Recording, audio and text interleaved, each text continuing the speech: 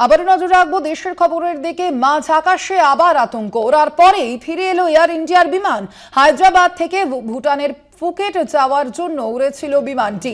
ওড়ার পরেই পাইলটরা বিমানের সমস্যা রয়েছে বলে বুঝতে পারেন। আবারও এয়ার ইন্ডিয়ার বিমানে এই ঘটনা, এবং গত 12ই জুনের যে ঘটনার, সেই ঘটনার স্মৃতি কিন্তু এখনো পর্যন্ত যায়নি, এবং তার মাঝেই এয়ার ইন্ডিয়ার বিমানে আবারও এই রকম ধরনের ঘটনা, যার কারণে যথেষ্টই আতঙ্কে রয়েছেন যাত্রীরা। মাঝ আকাশে আবারও আতঙ্ক। ওড়ার পরেই ফিরে এলো এয়ার ইন্ডিয়ার বিমান। হায়দ্রাবাদ থেকে ভুটানের ফুকেট যাওয়ার জন্য উড়েছিল বিমানটি। ওড়ার পরেই পাইলটরা বিমানে সমস্যা রয়েছে বলে বুঝতে পারেন।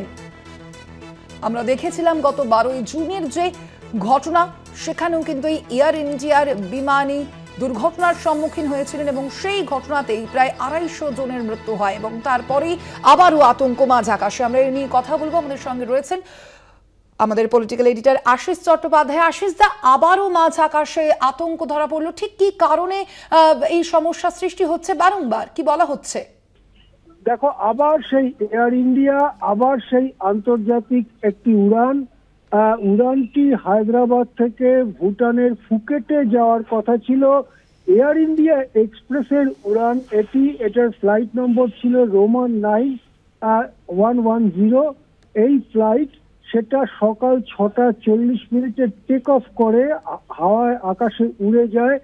ওড়বার পরেই কয়েক মিনিটের মধ্যে পাইলটরা বুঝতে পারেন যে বিমানটিতে গুরুতর সমস্যা রয়েছে, এবং এরকম একটি বিমান নিয়ে ভুটানে ফুকেট পর্যন্ত উড়ে যাওয়া সম্ভব নয়।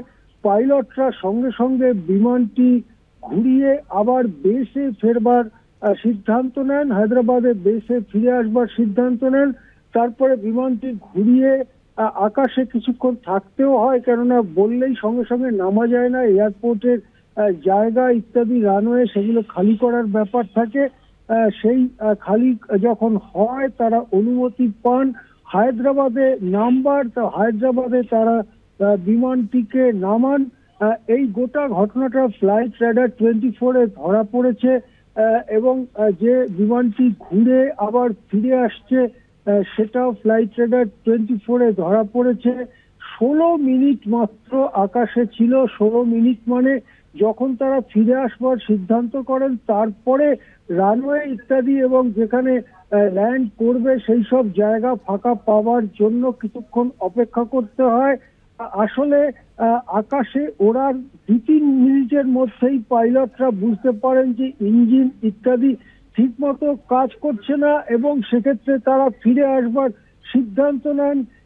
এই সময় ভুটানে অনেক পর্যটকও যান, তাছাড়া সাধারণ যাত্রী, ব্যবসায়ী ইত্যাদি থাকেন। এয়ার ইন্ডিয়া এক্সপ্রেসের এই ধরনের উড়ানগুলো বেশ জনপ্রিয় উড়ান। তবে এই উড়ানটি, যার ফ্লাইট নাম্বার রোমান 9-110, এই উড়ানটিতে কতজন যাত্রী ছিল সেটা এখনো পরিষ্কার নয়। যাই হোক, কোনো যাত্রীর যে ক্ষতি হয়নি সেটা তো স্পষ্টই বোঝা যাচ্ছে, কিন্তু বলা যেতে পারে এক চুলের জন্য কানের পাশ দিয়ে বেরিয়ে গিয়েছে। সমস্যাটা কি ছিল, কেন হচ্ছে সমস্যা বারে বারে? এর আগেও আমরা আহমেদাবাদের যে ঘটনা, যেখানে বিমান ধ্বংস হয়ে 260 জন মারা গিয়েছেন, তারপরেও আমরা একটার পর একটা এ ধরনের ঘটনা দেখতে পাচ্ছি, এবং এয়ার ইন্ডিয়ার নামটা বারবার সামনে আসছে। তাহলে কি এয়ার ইন্ডিয়াকে যে সমস্ত বিমানগুলো নিয়ে এয়ার ইন্ডিয়া কিনেছিল টাটারা, সেই বিমানগুলো পুরনো বলেই, সস্তা দরে এয়ার ইন্ডিয়া কিনতে পেরেছিল বলেই কি তাতে আগ্রহী হয়েছিল টাটারা? তারপরে কি সেই বিমানগুলো আর উড়ানের উপযোগী নেই? উড়ানের উপযোগী নেই তা সত্ত্বেও কি জোর করে বিমানগুলোকে চালানো হচ্ছে? যারা রক্ষণাবেক্ষণ করে বিমানগুলোর ফিক্স সার্টিফিকেট দেয়, তারা কি করছেন? তারা কেন এই ব্যাপারে বেঁকে বসছেন না? এই প্রশ্ন উঠছে। মাত্র কদিন আগেই এয়ার ইন্ডিয়া জানিয়েছে যে তাদের বিমানগুলোর ফুয়েল ইঞ্জেকশন পাম্প সমস্ত পরীক্ষা করা হয়েছে, বিশেষ করে বোয়িং 787 এবং 8 এই মডেলের বোয়িং বিমানগুলোর ফুয়েল ইঞ্জেকশন পাম্প পরীক্ষা করে কোনো ইস্যু পাওয়া যায়নি, কোনো অসুবিধে বা কিছু পাওয়া যায়নি। তারপরেই আমরা এই ঘটনাটা দেখলাম যে ফ্লাইট রোমান 9-110 এই ফ্লাইটটি মাত্র 2-3-4 মিনিটের মধ্যেই আকাশে উড়ে দেখতে পেল।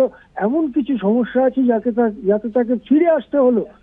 আরো নিশ্চয়ই খবর আসবে, ডেভেলপিং স্টোরি। এইমাত্র খবরটা ফ্ল্যাশ হয়েছে, এইমাত্র খবরটা এসেছে আমাদের কাছে, আমরা জানাচ্ছি কলকাতা টিভিতে। এর পরে পরে আরো খবর আসবে কেন হলো এই ধরনের ঘটনা বারবার।